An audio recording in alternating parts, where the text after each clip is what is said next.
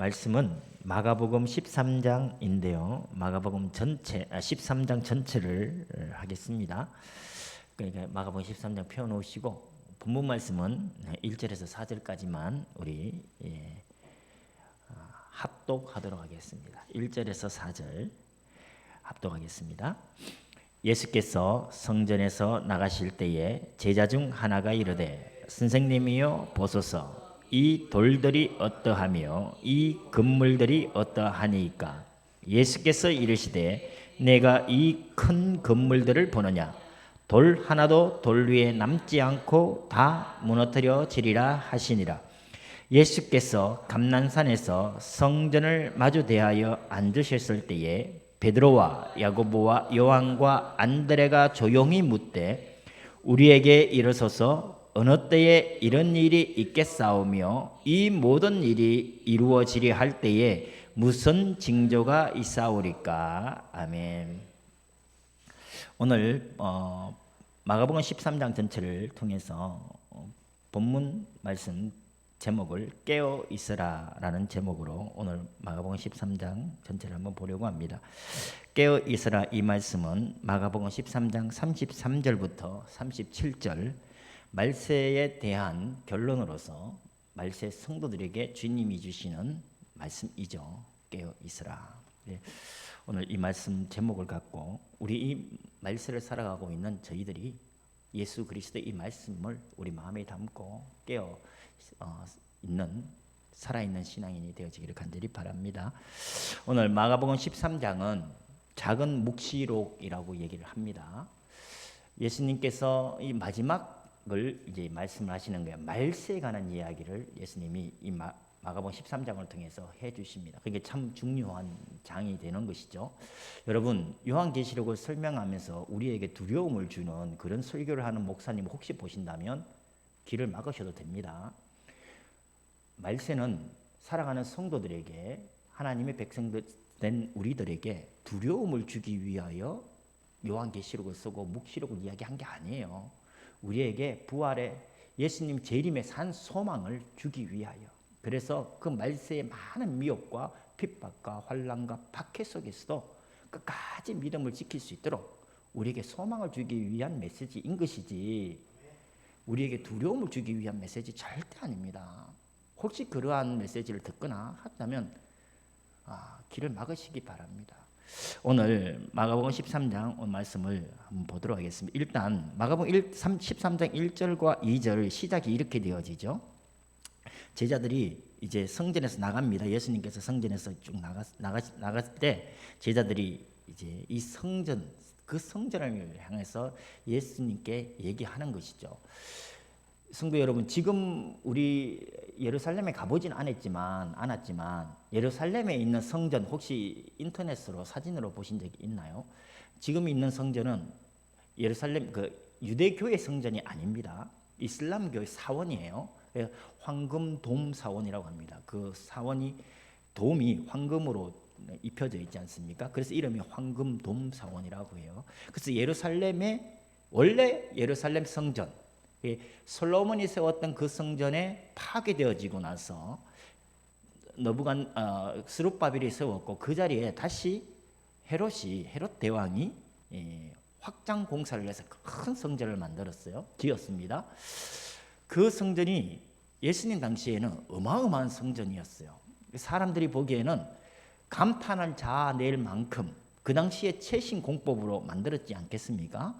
그리고 가장 화려하게 만들었어요. 그게 얼마나 자부심이 그 건물을 볼 때마다 엄청난 자부심을 느끼는 것이죠. 그 제자들이 그 성전을 보면서 예수님께 이렇게 얘기하니까 예수님의 말씀이 참 가관이 아니에요.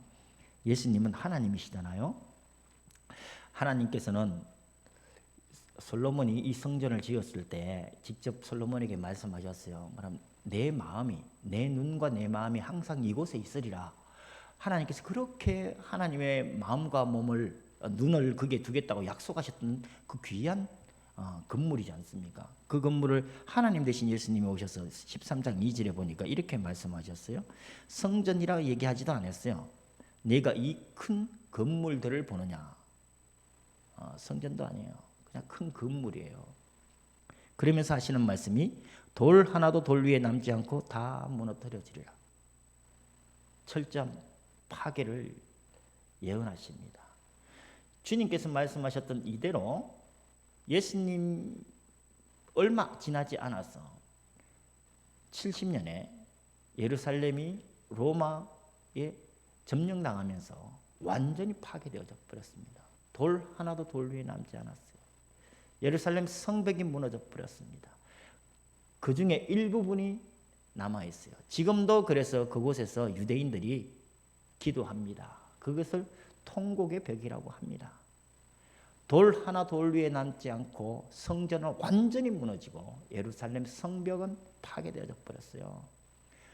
이러한 예수님의 예언대로 예루살렘이 이렇게 황폐하게 될 수밖에 없었던 요인들이 무엇이냐? 바로 이전까지 저희들이 봤던 예루살렘에서 소위 이스라엘 하나님 백성의 영적 지도자라고 하는 사람들의 삶의 형태를 보면서 파괴될 수밖에 없는 것임을 우리가 봤지 않습니까? 대제사장, 바리새인, 서기관, 사두개인 이들이 헤롯 왕과 똑같았어요. 하나님의 그 말씀의 본질을 놓쳐버리고 자기들의 탐욕스러운 그 욕망을 채우기 위하여 그 성전을 이용하여 장사를 했고 자기들의 그 얄팍한 지식을 자랑하며 뽐내고 사람들 위해 군림하고 착취하고 일반 하나님을 모르는 사람들이랑 별반 다를 게 없이 하나님의 의와는 상관없이 살아갔던 그 영적 지도자들, 그 밑에서 살았던 수많은 백성들은 유리방황하고 있었어요. 파괴될 수밖에 없었어요. 그리고 파괴되어졌습니다.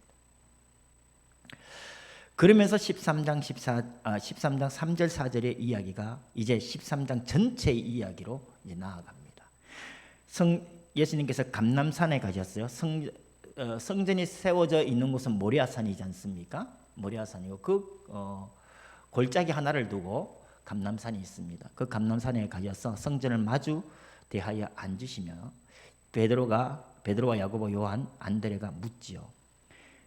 우리에게 이르소서 4절입니다. 우리에게 이르소서 어느 때에 어떠한 이런 일이 있겠사오며 이 모든 일이 이루어지려 할 때에는 무슨 징조가 있사오리까? 그래서 예수님이 성전의 파괴, 예루살렘의 멸망을 얘기하시니까 제자들이 감람산에서 묻습니다. 어느 때 무슨 징조? 여러분 이걸 하나 먼저 알고 가십시다. 항상 예언서도 그렇고 선지서도 그렇고 종말을 얘기할 때는 두 가지의 의미가 있습니다. 예언하는 그 당시 시대적인 상황에 예언이 되어지고 또 마지막 때에 대한 예언이 되어집니다. 그래서 중의적이라고 합니다. 즉 예루살렘의 멸망은 세상의 멸망과 함께 예수님이 지금 말세에 관한 이야기를 하고 계시는 것입니다.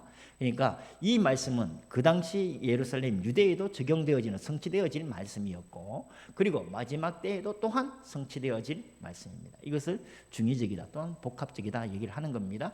즉 예루살렘의 멸망이 어느 때고 무슨 징조가 있겠습니까? 이 제자들의 질문에 대하여 예수님은 예루살렘의 멸망과 함께 말세에 대한 그 때와 그 징조를 이제 13장을 통해서 풀어주시는 것입니다. 먼저 주님께서 무슨 징조, 그 두 가지를 물었잖아요. 어느 때입니까? 무슨 징조입니까? 이때 예수님은 징조부터 먼저 설명을 하시고 징조를 쭉 설명하시고 30절부터 그때에 관한 28절부터 그때에 관한 이야기를 하시는 것입니다. 자, 우리 13장을 다 보기 전에 가장 핵심적인 것을 먼저 짚고 넘어가겠습니다. 13장 24절에서 27절입니다. 우리 찾으셔서 한번 제가 읽겠습니다. 13장 24절에서 27절 같이 읽겠습니다. 시작. 그때에 그 환난 후 해가 어두워지며 달이 빛을 내지 아니하며 별들이 하늘에서 떨어지며 하늘에 있는 권능들이 흔들리리라. 그때에 인자가 구름을 타고 큰 권능과 영광으로 오는 것을 사람들이 보리라. 또 그때에 그가 천사들을 보내어 자기가 택하신 자들을 땅 끝으로부터 하늘 끝까지 사방에서 모으리라. 아멘. 지금 방금 읽었던 24절과 27절은 그 마지막 때, 그때 예수님의 재림의 때를 지금 설명하고 있습니다.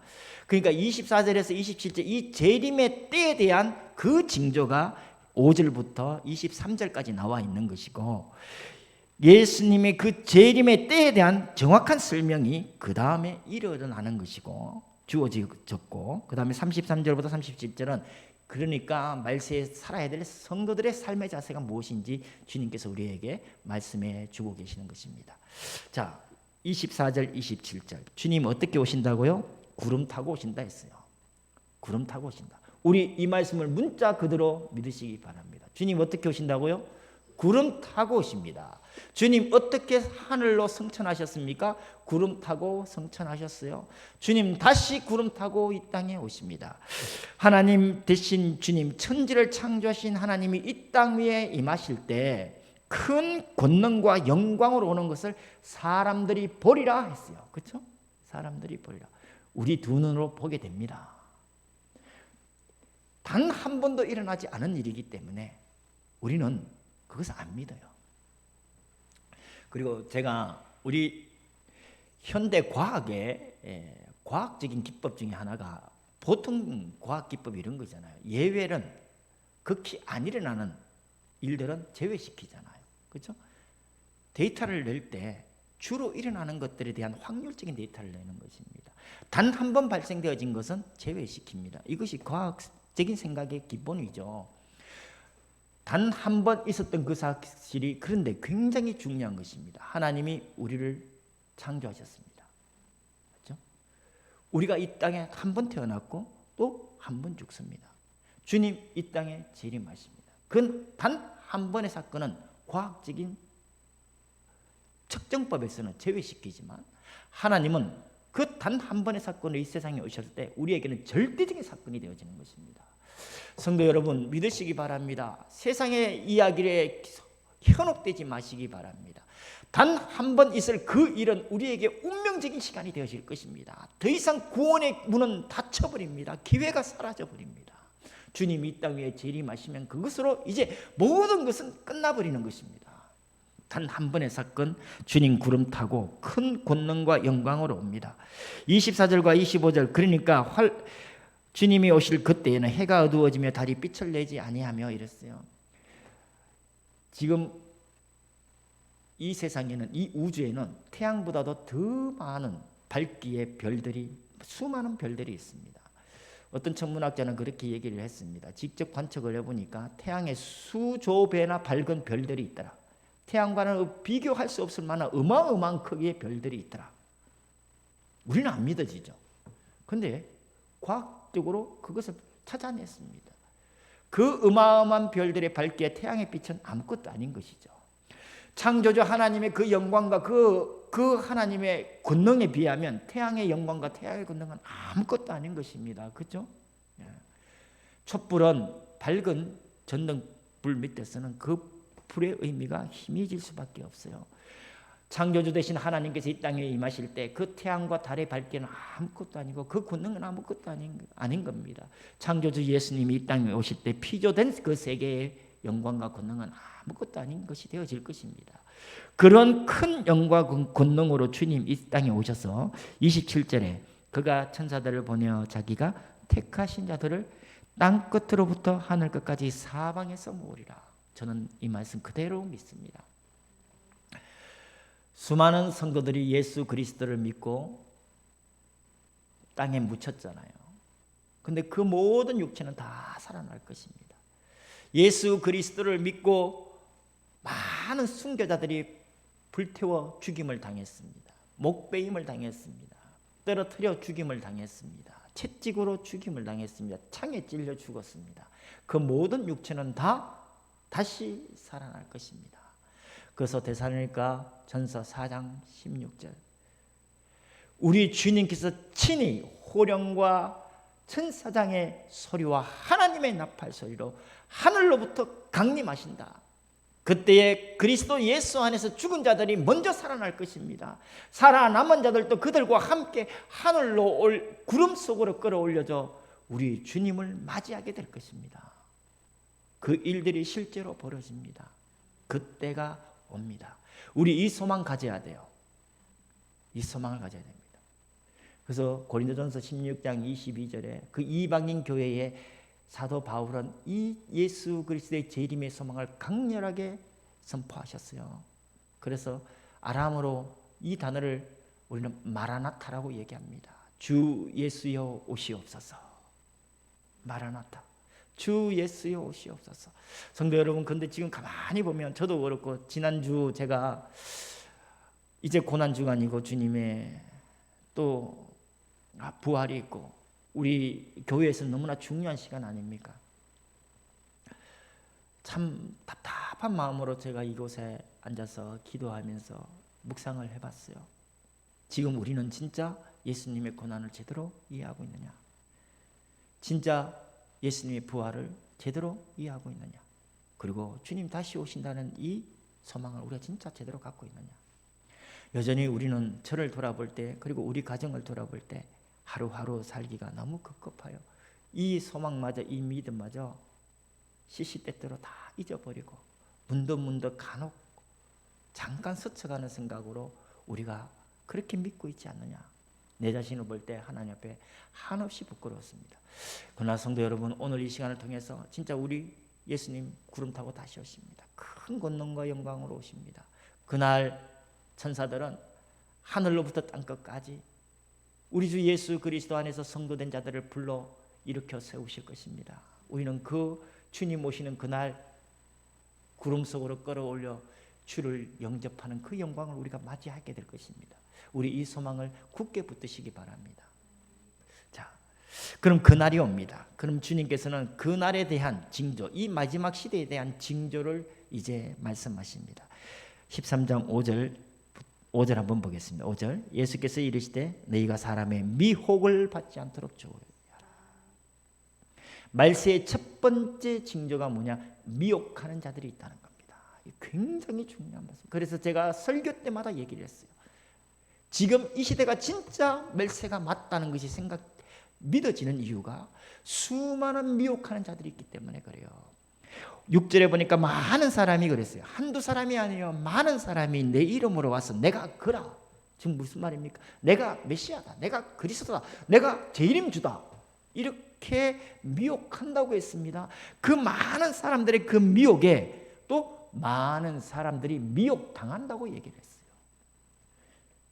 우리나라에 하나님이 있어요. 이제는 어머니 하나님까지 있어요. 우리나라에 메시아 있습니다. 저기 한 곳에는요 재림주의 묘가 있습니다.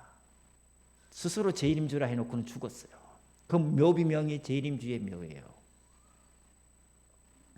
지금도 생존하고 있습니다. 많은 그리스도가, 많은 거짓된 메시아가 내가 그라 주님 말씀하신 대로 이렇게 미혹하는 자들이 있어요. 근데 그게 보니까 많은 사람을 미혹하리라 했잖아요. 미혹당합니다. 그래서 제가 두려운 거예요.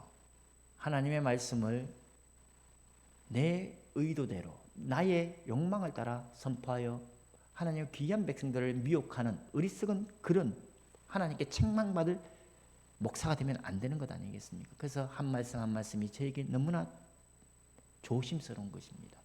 주님께서 분명히 말씀하셨어요. 미혹하는 자가 있다. 성도 여러분, 지금 이 시대를 보면서 미혹하는 자가 있음을 보시기 바랍니다.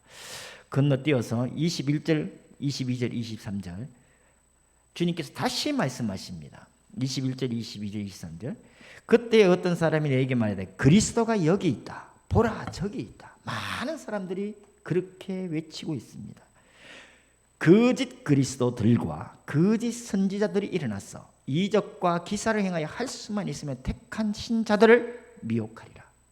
거짓 그리스도들뿐만 아니라 거짓 선지자들이 일어난다 했습니다. 그리고 할 수만 있으면 택하신 자들을 미혹한다고 했습니다. 지금 정통교회, 소위 정통교회라고 하는 교회 중에 이미 내가 메시아다라고 한 사람은 이단이에요. 그건 그리스도가 거짓 그리스도예요. 근데 스스로 자기의 욕망을 따라 이 성경 말씀을 이용하여서 거짓 선지자 노릇을 하는 정통교회 내에 거짓 목사들이 있습니다. 우리 뉴스 많이 보잖아요. 목사님이 여자아이들 성추행하고 감옥 가고, 지금도 많은 목사들이 돈을 사랑하여서 헌금을 개인적인 쾌락을 이용하는 도구로 사용을 하고, 여자 성도들과 신도들과의 그러한 엄탕한 짓 뿐만 아니라 이 진리의 말씀을 왜곡한 거짓 선지자들이 진짜 많이 있습니다. 우리 미혹당하지 말아야 돼요. 이 일에 제가 경계심을 갖고 하나님 말씀 앞에 끝까지 낮은 자로 쓰려고 합니다. 그리고 성도 여러분, 미혹하는 자도 문제지만 미혹당하는 자도 문제입니다. 사기꾼도 문제지만 사기를 당하는 자도 문제라고 합니다. 많은 사람들이 얘기하죠. 자기 속에 사기꾼의 심성이 있으므로, 자기 속에 사기꾼의 욕망을, 기질을 갖고 있으므로 사기를 당한다고. 마찬가지입니다. 디모데전서 4장에 보면 많은 사람들이 하나님의 그 올바른 길, 진리, 그것을 싫어하여서 자기의 사욕을 쫓아 거짓 교사들을, 선생들을 많이 둔다고 했습니다. 진리 대신 하나님의 말씀이 선포되어지면 그건 듣기 싫어요. 왜? 그 진리의 말씀은 거짓된 우리의 욕망을 책찍질하거든요. 자꾸 우리 속에 있는 욕망을 끄집어냅니다. 드러냅니다. 내 속에 있는 욕망을 감추어 주는 것이 아니라 우리가 잘못되고 악한 길로 가고 있고 우리가 탐욕스러움을 집요하게 하나님은 지적질해요. 그것이 싫은 겁니다. 좋은 것 얘기하고 복 받아라 얘기하고 사업 번창하라 얘기하고, 그런데 너무나 좋아요. 그런데 마음이 갑니다. 그런 소리하는 사람을 따라다닙니다. 거짓된 선지자도 문제지만 이 미혹당하는 그러한 본성만을 추구하는, 욕망만을, 자기의 사욕만을 추구하는 우리의 본성, 탐욕 또한 우리는 경계해야 됩니다. 말세 우리 경계하십시다. 지금 이 시대에 수많은 거짓 그리스도들, 거짓 선지자들이 있습니다.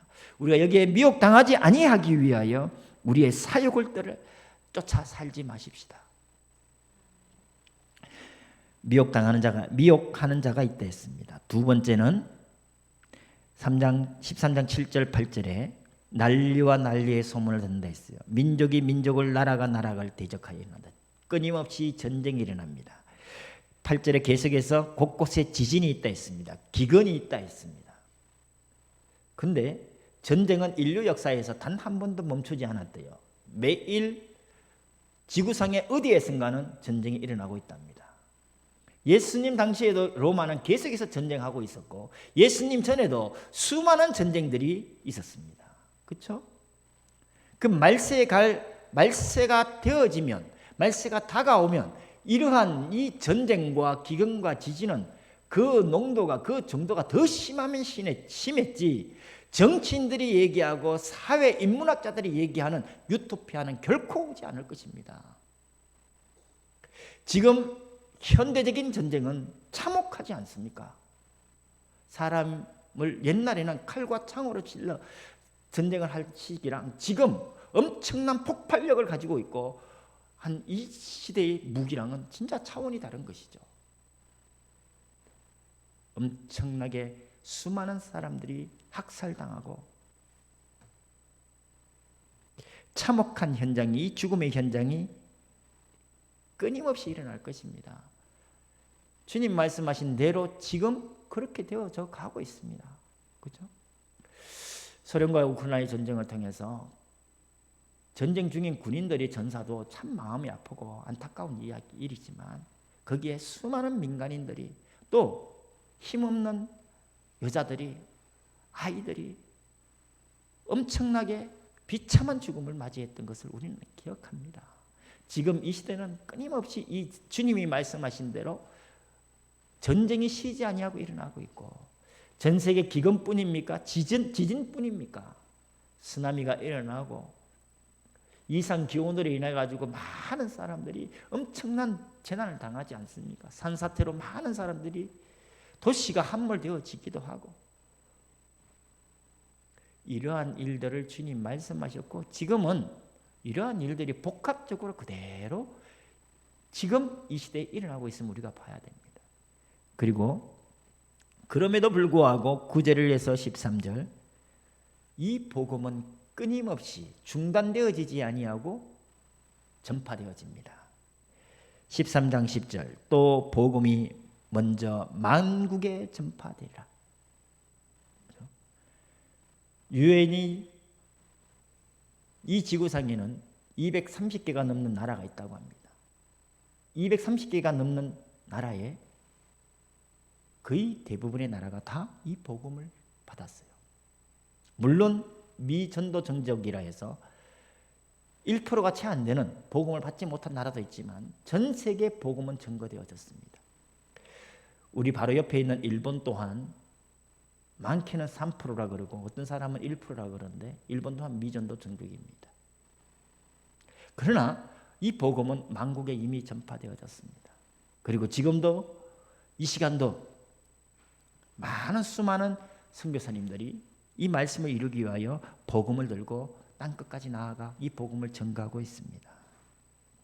그런데 이 복음이 전거되어질 때에 쉽게 순탄하게 전거되어지는 게 아닙니다. 핍박과 박해가 계속해서 끊임없이 일어납니다. 9절에 보니까 너희를 체포한다는 거예요. 공회에 넘겨지고 회당에 매질하겠으며 재판을 받습니다. 그리고 권력자들과 임금들 앞에서 서게 될 것이다. 그래서 수많은 사람들이 이 복음을 전하다가 목숨을 잃었지 않습니까? 지금도 이 일은 벌어지고 있습니다. 우리가 기도하고 있는 우리 선교사님도 인도에서 모슬렘 지역에 지금 선교 나가 있어요.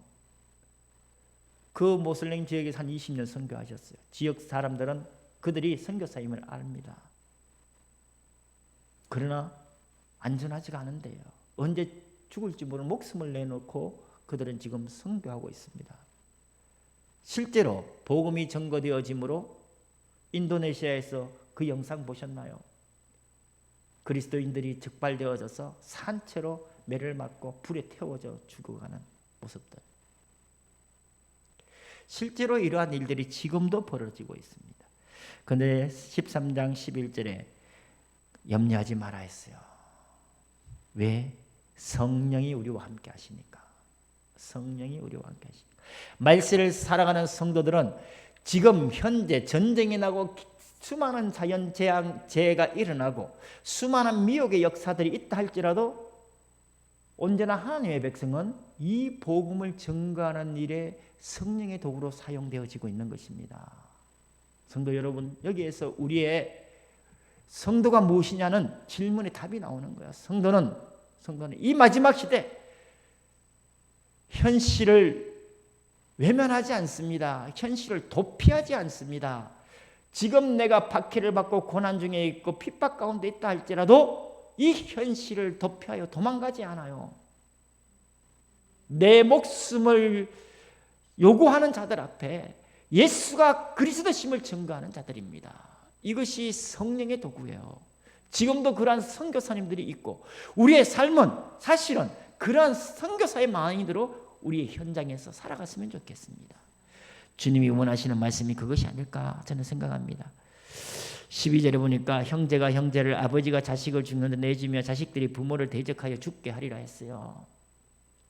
남들이 나를 미워하는 것도 마음이 아픈데 우리 가족 내에 이렇게 되어지는 것입니다. 그래서 우리 가정이 진짜 하나 되어서 이 복음 앞에서 한 마음 한 뜻이 돼 하나님을 섬기며 이 마지막 시대 그리스도를 몰라 재앙 가운데 죽어가는 수많은 생명들 살려내야 되지 않겠습니까? 저는 이 말씀대로 우리 모든 성도들이 성령의 도구로 쓰임받아 만국의 복음을 전파하는 그 사명 감당하기를 간절히 바랍니다. 시대를 탓하지 마십시다. 14절부터는 중요한 말씀이 있습니다. 참혹한 이야기가 이제 전개되어집니다. 19절 보니까 이렇게 났어요. 이는 그날들이 환난의 날이 되겠습니다. 하나님께서 창조하신 시초부터 지금까지 이런 환난이 없었고 후에도 없으리라. 환난의 날이라고 했습니다. 말세에 이러한 창조하신 시초부터 지금까지 이런 환란이 없었다. 전무후무한 환란이 일어난다고 했습니다. 성도 여러분, 여기서 우리가 참으로 지혜 있길 바랍니다. 참으로 지혜 있길 바라요. 지금 전 세계에 일어나고 있는 자연재해와 우리 인간이 만들어냈다고 하는 여러 재해들을 볼 때 사실 날마다 기록을 갈아치우고 있습니다. 전 세계에서 코로나로 죽은 그 사망자 수가 세계 1차, 2차 세계대전에서 전사한 전 군인의 수보다도 더 많다고 합니다. 그런데 학자들은 이 코로나보다도 더한 전염병이 또 돌 수 있다라고 경고하고 있습니다. 끊임없이 지금 지금 현재 우리의 시대는 창조 때부터 지금까지의 모든 기록을 갈아치울 만한 엄청난 재앙들이 일어나고 있습니다. 그 재앙들을 예고하고 있습니다. 그런데 우리는 무덤덤해요. 주님이 이렇게 말씀하셨음에도 불구하고 우리는 무덤덤합니다. 근데 여러분, 제가 겁을 주려고 하는 게 아니에요. 제가 서두에 말씀드렸습니다. 성도들에게 마지막 시대를 얘기하면서 두려움을 야기하기 위하여 이거 주는 거 아니에요. 이러한 때가 있음을 보면 마지막 때가 가까웠구나 생각하라는 겁니다. 14절에 보니까 멸망에 가증한 것이 서지 못할 곳에 그랬어요. 이는 다니엘의 예언을 이야기한 것입니다. 황폐케 하는 가증한 것입니다. 이것은 예수님 오시기 168년에 셀류쿠스라는 나라가 있었어요. 헬라 제국의 한 나라였습니다. 그 나라에 안티오코스 에피파네스라는 왕이 있었는데 이 왕이 예루살렘 성전에 제우스 신상을 세우고 그리고 예루살렘 성전 내에서 돼지로 제사를 지냈어요.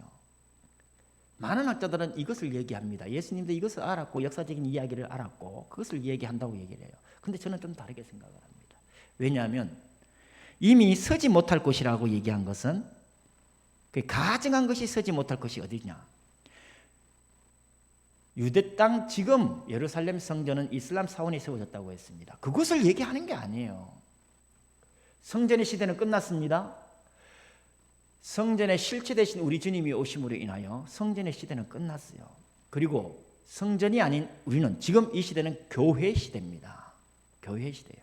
그 교회는 건물을 얘기하는 게 아니에요. 예수님이 성전을 이 큰 건물이라고 얘기했지 않습니까? 예수님이 관심 두지 않았던 그것에 우리는 자꾸 미워하거나 포장할 필요가 없어요. 그것이 아닙니다. 그건 무엇이냐? 교회. 교회는 고린도전서 1장에서 굉장히 잘 설명하고 있습니다. 하나님의 교회가 무엇이냐? 그리스도 예수 안에서 거룩하여지고 성도라고 부르심을 받은 자, 그들이 교회입니다. 그러니까 성도 한 사람 한 사람이 하나님의 교회인 거예요. 이 교회 집단적으로 모여있는 이곳은 성도들이 모여있으므로 아름다운 곳입니다. 이곳에서 그리스도를 가리킵니다. 하나님을 가리킵니다. 하나님의 의와 하나님의 나라를 가리킵니다. 이것으로 의미를 갖고 아름다운 것이지, 하나님이 원하시는 교회는, 하나님이 얘기하시는 교회는 성도 한 사람 한 사람이에요. 여러분이 교회입니다. 우리 심령에 무엇이 들어가느냐? 가증한 것이 들어갑니다. 하나님 외에 다른 것이 들어갑니다.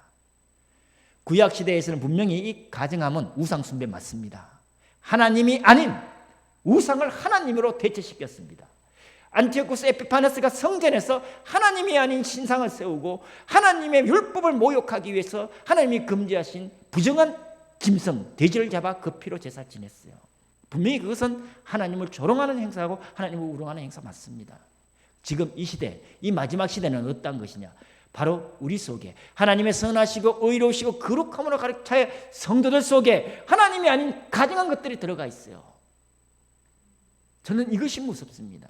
대표적으로 수많은 자유주의 신학이 하나님 외에 다른 것들을 하나님화시키고 있습니다. 자유주의 신학은 이미 100년이 넘은 신학이에요. 하나님이 아닌 것을 하나님화시킨다니까요. 전 세계 수많은 나라에서 수많은 민족들이 각자의 신을 섬기지 않습니까? 자유주의 신학은 유일하신 하나님이 아니라 그 각자의 신을 다 하나님으로 인정하는 신학입니다. 지금 이 자유주의 신학에 수많은 교회, 수많은 신학자들, 수많은 목사들이 물들어져 갔습니다. 다행히 우리 대한민국은 보수적인 신학을 고수하고 있는 사람들이 제법 됩니다. 그래서 무슨 말하느냐? 하나님만이 하나님이다. 여호와만이 우리의 창조주요, 예수만이 우리의 구원자다. 이렇게 아직까지 선포하고 있습니다. 그러나 전 세계 신학은 자유주의 신학으로 물들어져 있습니다. 저는 이것을 보면서 가정한 것이, 멸망에 가정한 것이 서지 못할 곳에 섰다는 말은 이 교회 내에 이 하나님, 유일하신 하나님 외에 다른 것들을 가리키는 사람들, 그러한 신학들이 세워졌습니다. 저는 이것을 이 마지막 시대와 적용해서 저는 그렇게 보고 있습니다. 성도 여러분, 우리의 창조자는 하나님뿐입니다. 우리의 구원자는 예수님밖에 없어요. 이 시대가 지금 그렇게 교회가 가정한 신학으로 채워져 가고 있음을 우리가 보고, 제가 그래서 애통한 마음으로 여러분 앞에 이렇게 말씀드립니다. 성도 여러분, 지금은 주님 말씀하신 대로 말세입니다. 자, 이렇게 해서 수많은 환난들이, 창조하신 시초부터 지금까지 전무후무한 환난들이 계속 연일 발생하고 있는 이 상황에 우리는 무덤덤해져 버렸습니다. 주님께서는 계속해서 그때를 얘기합니다. 그럼 그때가 언제냐? 참 많은 이단들이 그때를 알려고 많이들 노력했습니다. 그러나 핵심적인 것은 32절에 나와 있습니다. 주님이 뭐라고 하셨느냐? 한번 찾아보시기 바랍니다. 찾아서 같이 읽겠습니다. 시작. 그날과 그때는 아무도 모르나니 하늘에 있는 천사들도 아들도 모르고 아버지만 아시느니라. 다시 한번 말씀드립니다. 아무도 모른다 했습니다. 그날과 그때는 몇 년, 몇 월, 며칠, 몇 시, 아무도 모르는 것입니다. 천사도 모른다. 성자 하나님 되신 예수님도 모른다고 했어요. 오직 하나님만 아신다고 했어요. 그런데 이 이야기를 나는 계시를 받아 알았다고 미혹하는 수많은 사람들이, 많은 사람들을 미혹했습니다. 우리나라에도 그러한 일들이 벌어졌었고, 매년 매 세기마다 새로운 세기로 바꿔질 때마다 이러한 거짓된 재림으로 수많은 사람들을 미혹했던 사람들이 일어났었습니다.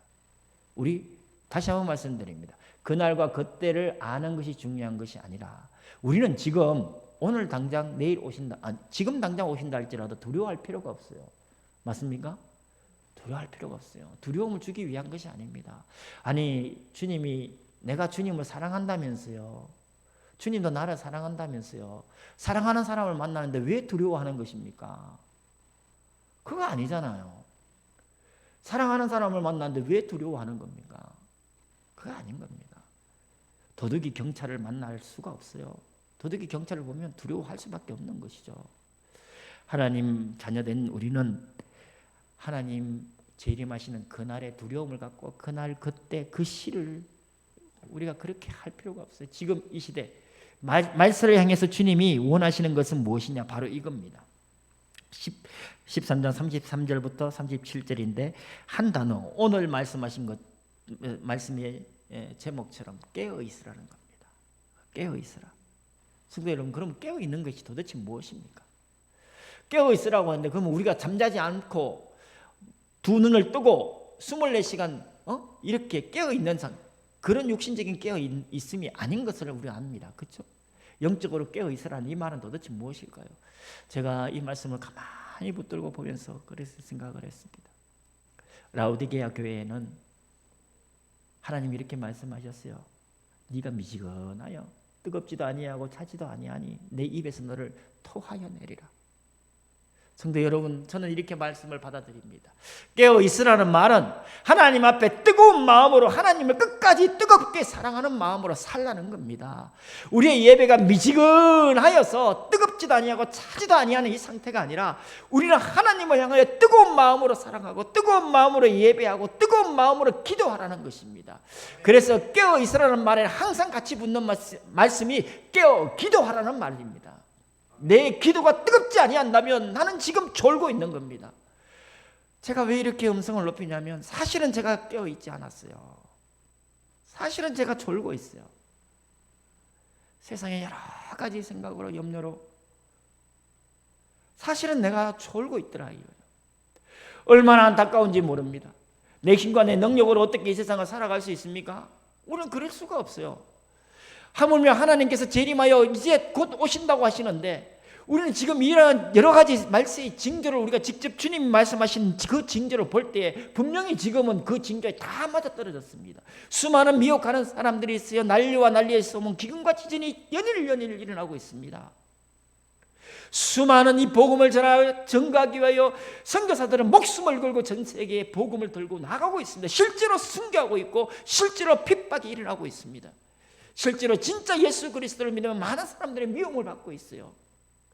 이렇게 주님이 말씀하신 여러 가지 말세의 징조는 다 이루어져 갔고 이제 주님 오시는 날만 남았는데 나는 지금 미지근하여서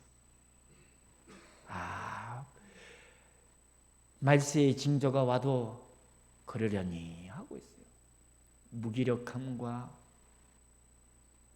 나의 무관심과 세상에 찌들어서 세상에 취해 있는 내 모습이 하나님을 향하여 뜨거운 마음으로 기도하지 못하게 하는 것. 저는 간절히 바랍니다. 그래서 왜 사도들이 그렇게 기도하라 주님께서도 깨어 기도하라 말씀하시는지. 성도 여러분, 우리가 주님 앞에 기도하지 아니한다면 나도 모르게 세상에 미혹당할 수 있습니다. 얼마나 불쌍한 인생입니까? 그죠? 근데 진짜 우리가 깨어서 주님 앞에 기도하고 우리의 마음이 다시 주를 향하여 뜨거움으로 일어선다면 하나님은 이 마지막 시대에 우리를 통하여 복음이 다시 한번 일어날 수 있도록 우리를 세워가실 것입니다. 어거스틴은 이렇게 말씀하신 적이 있습니다. 교회 내에 수많은 늑대가 있대요. 교회 밖에 수많은 양들이 있다고 합니다. 성도 여러분, 우리가 주님을 향한 이 마음이 다시 한번 주를 향한 이 사랑이 다시 한번 뜨거워져서 우리의 기도가 다시 한번 살아나서 만국의 복음이 증거되어지라 하신 말씀처럼 나는 지금 만국을 향하여 나가지 못하지만 내 현장에서 교회 밖에 있는 수많은 양들을 살려내야 될 그런 삶을 우리가 살아야 되지 않겠습니까? 그러한 결단을 하며 현실에서 나의 사업장에서 나의 직장에서 그렇게 살아가야 되지 않겠습니까? 간절히 바랍니다. 언제냐가 중요한 게 아니에요. 지금 이 말세를 향해서 두려움을 갖고 살자는 게 아니에요. 마라나타의 심령, 주 예수여 오시옵소서. 주님 다시 오시면 우리는 그 영광의 순간에 주님을 맞이할 그 자리에 우리는 있을 것입니다. 분명히 나는 그걸 믿습니다. 그러하기에 우리는 이 마지막 시대 주님이 우리에게 단 한마디 하셨어요. 깨어있으라. 뜨거움으로 주님 앞에 기도하십시다. 말세의 성도 단 한 가지 깨어 기도하면 됩니다. 깨어 기도하면 됩니다. 그럼 우리의 현장이 살아날 것입니다. 우리의 가정이 살아날 것입니다. 우리 한번 같이 오늘 이 말씀을 붙들고 같이 기도하도록 하겠습니다. 말세를 바라보며 우리가 깨어 기도할 수 있기를 간절히 바랍니다.